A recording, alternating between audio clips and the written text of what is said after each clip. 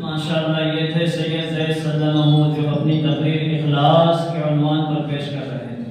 यकीनन अगर हम जो भी अमल करें खालिसतन अल्लाह के लिए करें तो उसके ऊपर अल्लाह पाक बहुत अजर व इनाम देगा।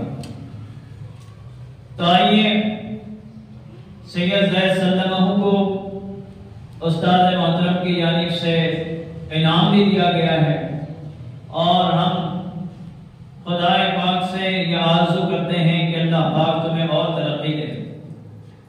आइए इसके बाद में हमारे मदरसे के एक होनहार तालिब इल्म शेख तौसीफ इब्न शेख अब्दुल कदीर साहब मुताल्लिक शोबे हिफ्ज़, इन्हें मैं दावत देता हूँ कि भाई अपनी तकरीर का उन्वान दीन इस्लाम और हम लोग इस उन्वान पर अपनी तकरीर पेश करें।